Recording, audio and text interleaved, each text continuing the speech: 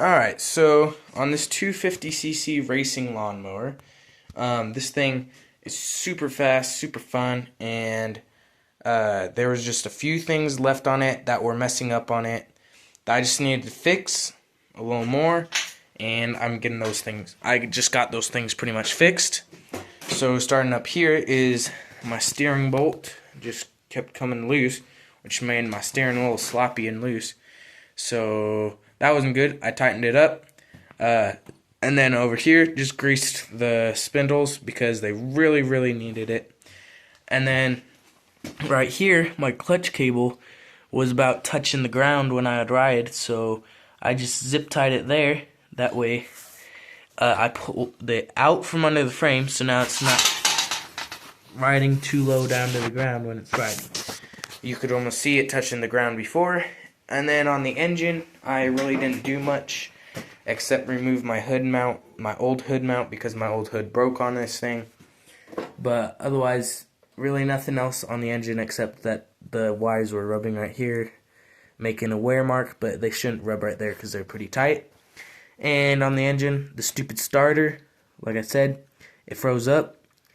I guess all of the gears on the starter and the gear that went to the engine. So there's the small starter gear that was stripped, a bigger gear that was stripped, a smaller gear that goes to the flywheel, which was missing a few teeth.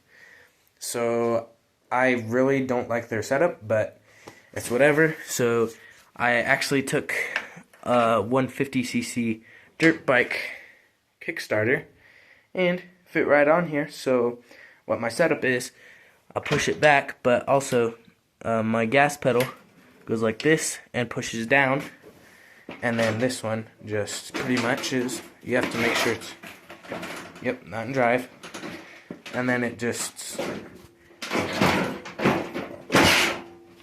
push it down. Works really well. I already started it up quite a few times with it today, but this thing runs like a charm now. So the other thing over here is my battery mount. You might realize isn't there anymore. It's because I don't have a battery for it anymore, and I was using this one, and I figured out the fuel pump only needs about to run 5 seconds after I start it up.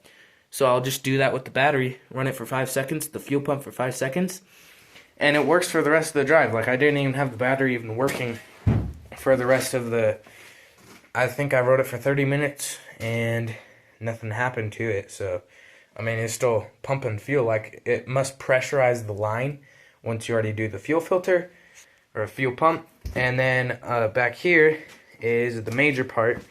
All my fenders kept coming loose. I was welding like a 45-degree 4-inch bracket of metal here. It'd go from here to under there.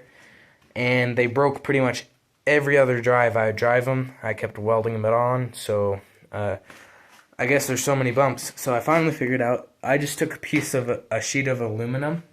I cut out an 8-inch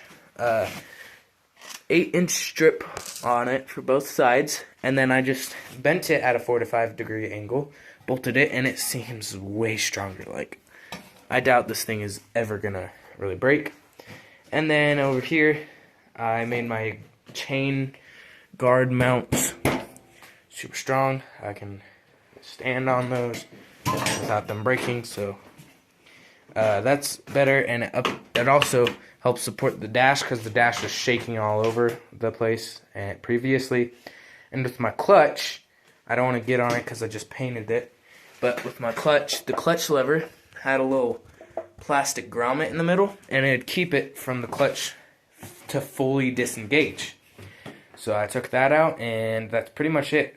But otherwise, this thing is a ripper. So I'll probably have some more shorts and videos out of it tomorrow. The only thing left that I really want to do on this thing is cover up that panel right there. Probably cover up here, and then take some like super small fencing almost right there and just tack weld it into place above it so that nothing can drop into the chain. And really, the only thing left is to tighten the axle that barely has any play. But otherwise, like, the steering's super nice now. It's a lot tighter. And you don't have to spin it all the way. It's only like that and it turns. Like that and it turns. Normally you have to spin it like 3 times. So now it's only like a 3/4 of a turn. Change the gear ratio, works great now. So that's pretty much it for this episode, guys. If you like the video and you want to see more of this content, please go check out my channel. Please subscribe. I have some awesome content out on my off-road mowers and these race mowers. So if you like the video, please like it. If you didn't like the video, hit the thumbs down twice.